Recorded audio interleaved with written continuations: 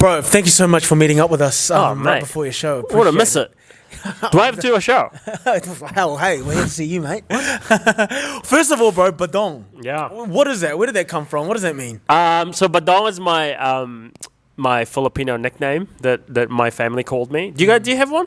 Yes, mine's What's Boy. your one? Boy. That's so simple. Yeah. I've met so many people that are just like, most of the time it's like very simple 2-syllable. You know, you're like bong bong or mek mak or jing jong, you know, but you just went 1 syllable. Yeah, I'm still called Boy to this very day. That's so But it's funny because my father is also called Boy by my mum, so sometimes she'll be like, Boy, and we'll both turn around and be like, which one? That's so. Are you already boy? You're not even a tito yet. No. And you're like the origin story of a tito boy. No, I don't think I'll be a tito for a while anyway. You never know.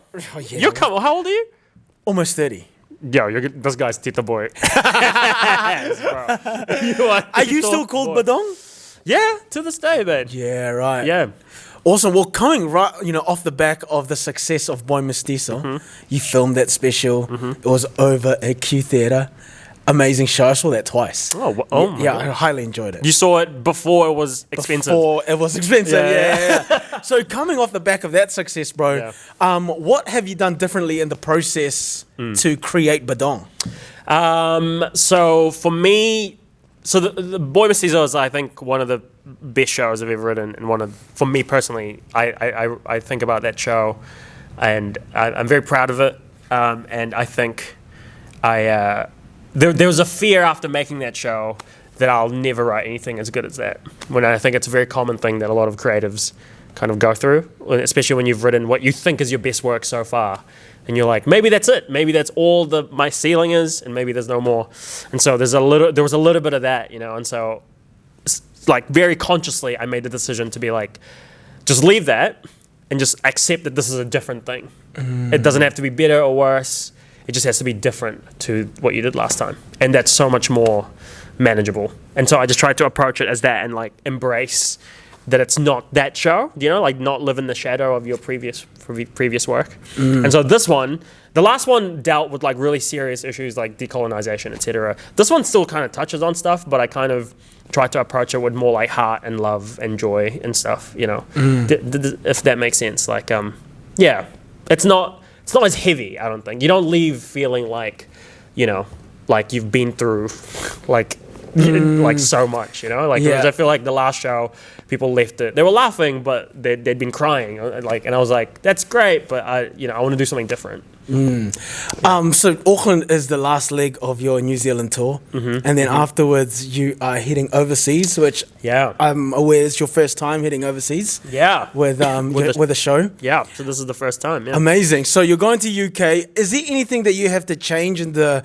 preparation, knowing that the cultures are different and the types of people will be somewhat different over there as well? Yeah, it's hard because again, it's the first time I've ever gone with stand-up, so I don't know what to expect.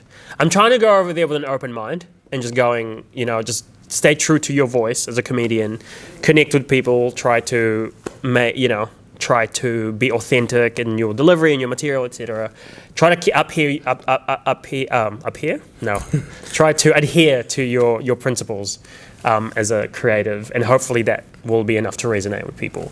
But so it's hard. I don't know what to compare it to. If I was going surface level, I know that British comedy is a lot more dry and a little bit more subtle in terms of like delivery, and it's not as kind of like over the top as some American stand-up. So I'm a little bit wary of that because I feel like the style that I've adapted from is like a very, like I watched Chris Rock growing up, and so you can see a lot of the DNA of his stand-up in mine, where I like, will drill the premise home by repeating it over and over, which is not a very British thing to do, I don't think. So it'll be an interesting exercise in adapting, which I'm so keen for. I feel like I've been doing comedy for 12 years, so I'm up for a challenge now. And if it doesn't go well, I won't take it personally. I'll just be like, well, I'm a good comedian, it just didn't work, But it's okay. Yeah, that's awesome. Well, we can't wait to come see it tonight, bro. Oh, thanks, man. Are you doing an exit interview after this? So if it's bad, you'll... Actually, yeah, we'll have Marianne. So Okay. Yeah. So if there's anything... She's like, so what were you thinking when you did that? If there's anything that you want the audience to walk away with, you've already touched on that. This one's a little bit lighter, Yeah. and contrary to Boy Mestizo. Yeah. What thing would you want them to walk away with?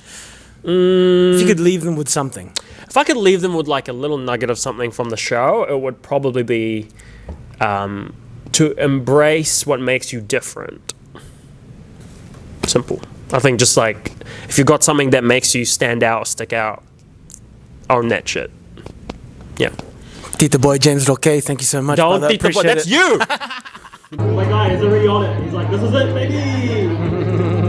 Man, so we just finished James Roque's show. We just watched Badong. Badong, and it was. How did you feel about it? Oh, so funny. It's so funny. It was certainly much more lighthearted than Boy Mestizo, Yeah, you know, yeah. because you're coming off the back of that. I did ask him the questions earlier on, and yeah, he said it was going to be more lighthearted, but there were still moments of, It was you know, so full of heart, like so full of heart. And having just done the tattoo ritual myself, yeah. I mean, yeah. I don't want to do any spoilers. I was like, man, I get this so much. I think it's really beautiful to see artists like James Roque being able to sort of put their whole identity and their whole relationship with how they came to accept and discover who they are. I think that for me sums up why we have TKC. It's like the journey of discovery, the journey of like reintroducing yourself to yourself. But what was your favorite part about that show? Oh, for me, just having the opportunity to laugh at the commonalities of things that I used to just laugh at by myself Yeah. or with my sister. Yeah. To be able to be in a room full of people who are laughing at the same things as I am. Yeah. You know, and they were complete strangers. So My favorite part is watching Marwan from I was 2 rows behind him and him like smacking the air and just like. But also there's this one tita in the audience that would like repeat everything. And it was just so good because it resonates, right? And it was Yeah. so beautiful. And I think having someone like James Roque doing his work around the country and now taking it overseas, I'm like, guys, go check him out. He's gonna be performing Badong in UK and Yeah. Edinburgh Fringe. It's gonna be Brighton. so amazing. And I think for me, if you were to ask me what Kuya James Roque means to me, I'm like, I wouldn't have a career without James. I think I wouldn't have been able to have the strength to reclaim my name. I wouldn't have had the community or the tribe. I mean, like, what does James mean to you? oh yeah, him and you were the first Filipinos where I met in Auckland, where you guys allowed me to think outside the box that hey, Filipinos can be cool, you know, and you guys helped me accept my culture and a big part of who I am. So I am always a fan of his work, and if you have the opportunity, go see it, especially if you are Filipino. Yeah, it's like it's a chance for you to connect. It's a chance for you to have a good night out, and it's such a good laugh. And like, I'd be very surprised if you don't get anything out of it. Do you know what I mean? Too right. But yay to Filipinos and yay to Kuya James. Thank you for having us. Thank you, team. Catch you later.